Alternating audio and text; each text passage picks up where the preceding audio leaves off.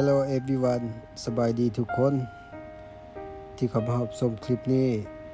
บ่ว่าจะอยู่อเมริกาเอเชียยุโรปออสเตรเลียหรือแอฟริกาเนาะ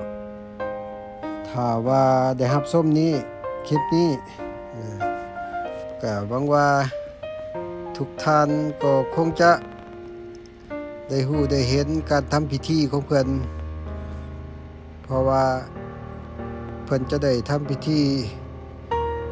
การเคลื่อนย้ายศีละห่างกายของพระอาจารย์อุดมที่มรณภาพไปอยู่ที่วัดเทลแมนเมืองเฟรสโนแคลิฟอร์เนียแล้วก็มีออกต้นญาติโยมที่ว่าเป็นศิษย์หรือว่ามีน้ำใจศรัทธาได้มากินทานมอบหมายจากทางคณะสงฆ์ให้ขึ้นมาสู่ยอดถ้ำหรือว่ายอดมุกเพื่อเป็นการถวายคุณของพออุดมพันธพงศ์ผู้ที่เป็นดาดกมีไปดังนั้นก็ขอให้พ่อแม่ของเพื่อนญาติโยมได้ตั้งจิตอธิษฐานเพื่อทรงดวงวิญญาณของพอปู่อุดมพันธพงศ์ให้ได้ไปเกิดที่ดีถึงสุขให้พากันตั้งใจเด้อ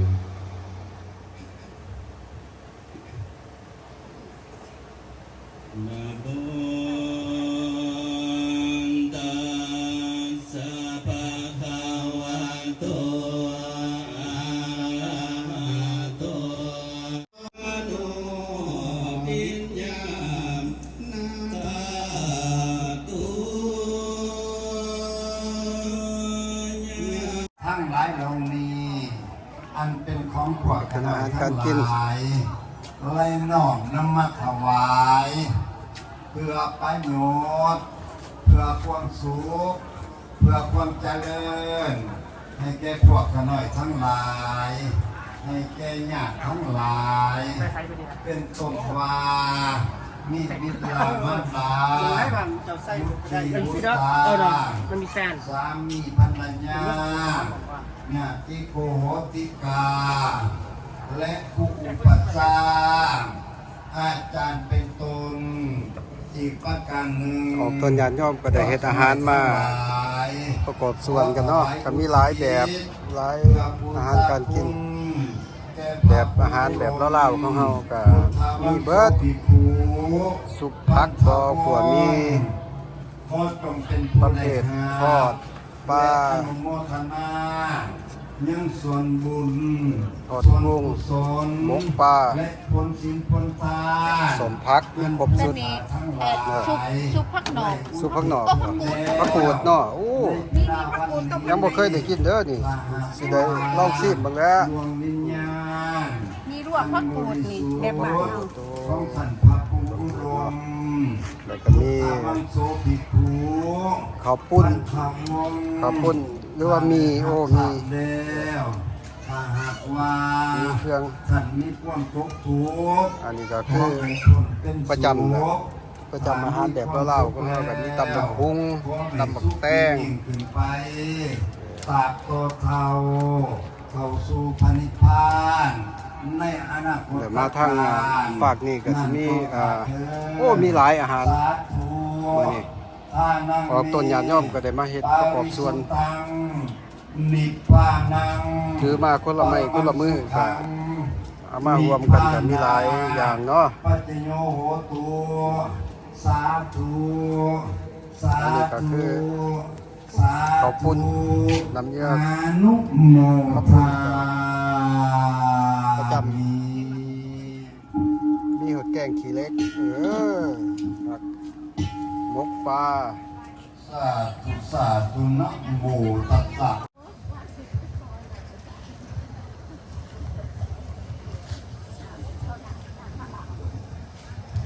นะโม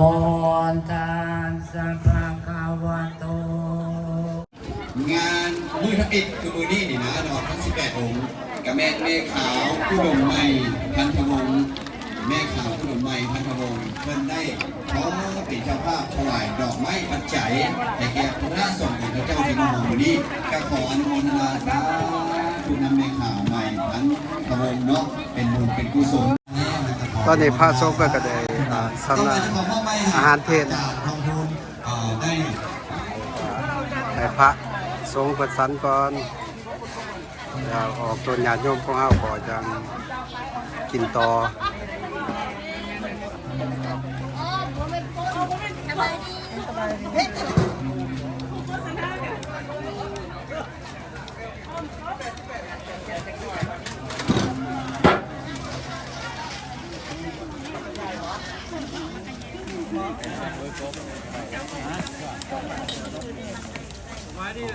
ปุ๊บปนี่นะ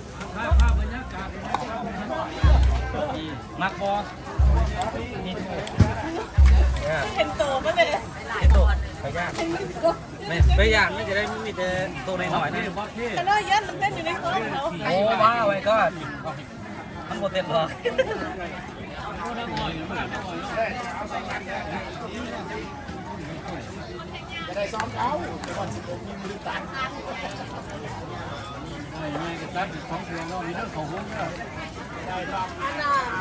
แม่บอกอันไทซี่มันอย่างอ่อนครบเด้อ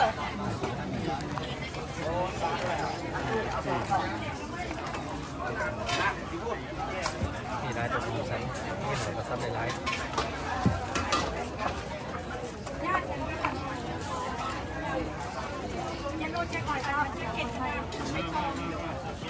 ก็ขอใส่ที่เนี่ยรับเป็นคนตัดสิน เราไปขอมอบไปให้ได้กระแสสัมพันธ์ผู้ใดจะมาไปมอบไปตรงนี้เราก็สบายที่นี่ที่ไหนนะสิ่งที่สบายตรงนี้ให้เนาะทุกนักเวลาเรามันจะไปที่มาสรีระเนาะมาทานได้ตรงนี้แล้ว อาหารหลายอาหารมีแต่อาหารแบบลาวๆของเฮาเนาะ มีเบิร์ดมีออมกบแล้วก็แกงหน่อไม้เดี๋ยวมีหมกปลาตำหมักแตง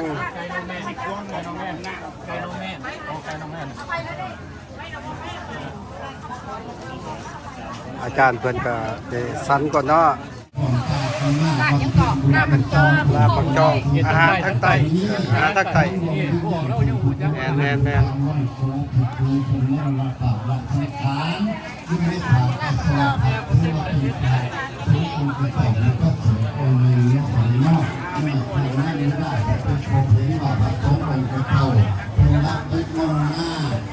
อันนี้ครับเป็นของหวาน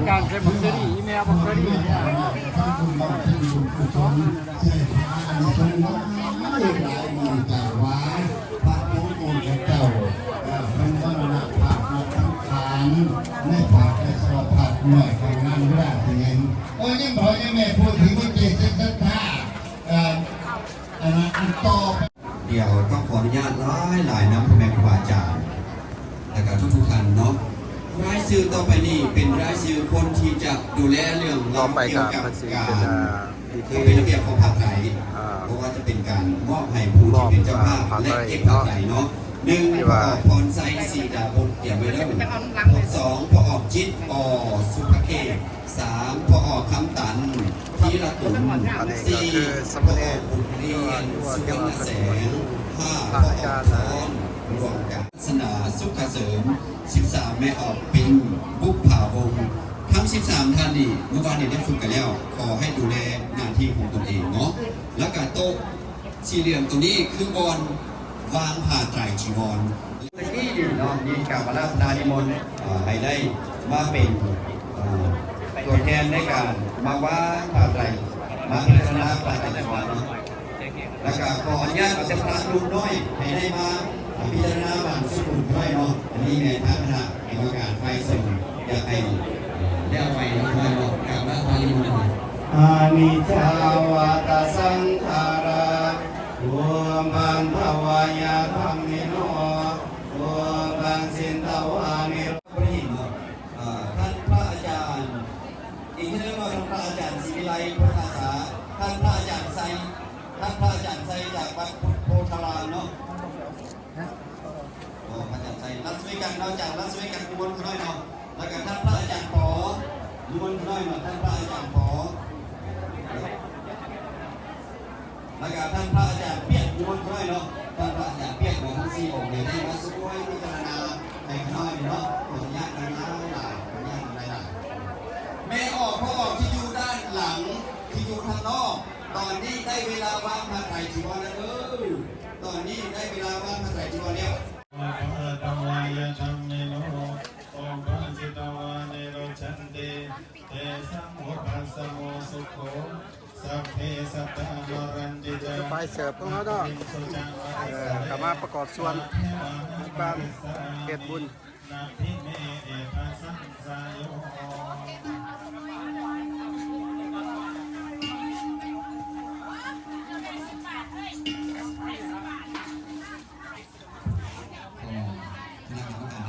น้ำหวานกาแฟนมเย็น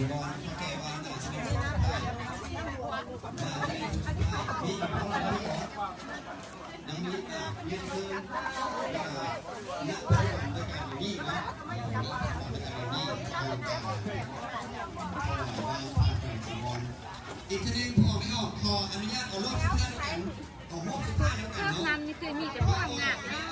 มีแต่คนงาม แซ่บ ๆมาพอกาแฟนมเย็นน้ำแนบบาดเนี่ย แซ่บเอาไหมน้ำกระเทียม thank you ขอบใจหลาย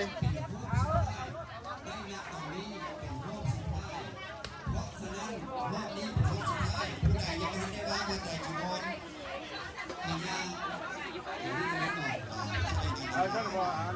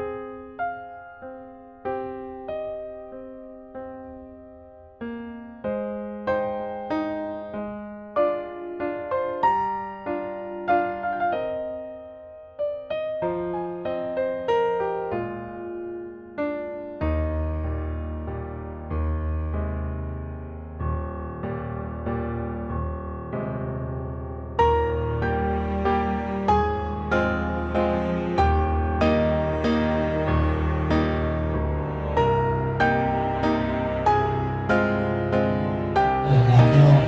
อยากเก็บหัวผ้าไว้การสามารถมีสองเวลาที่เป็นโอกาสของตัวเองว่าขนาดนั้นเท่ๆนึกแนนำมาบนกับโลกไปเป็นฮักเกิดเด้อเก็บหัวผ้าไว้งามๆเลยแม่เด้อวันนี้เป็นมื้อสุดท้ายเลยมาถ่ายรูปมาพารูปไปนำเลยแม่เด้อ กาแฟของหวาน พินหนาไปข้างต่ออาทิตย์ที่ไม่ออกหรอก1 2 3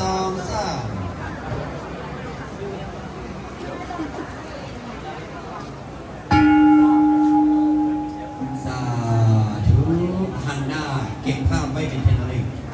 หันหน้าให้คณะผู้ที่เก็บภาพไว้เป็นที่ระลึกเนาะสร้างภาพนี่กับไว้ง่ายเด้ professional ได้เนาะแต่ว่าเก็บภาพเราโอ้ยผู้ค้าจะได้รูปน้ำโมบอคิดอีกอันหนึ่งได้เนาะเพราะว่าโมเมนต์กองถ่ายของตัวเองเนาะเดี๋ยวผู้เป็นตากล้องต้องแจกรูปเด้ออยากเห็นสีมือว่าแจ้งมองน้ำบอถึงสีหนาเนาะแน่นอน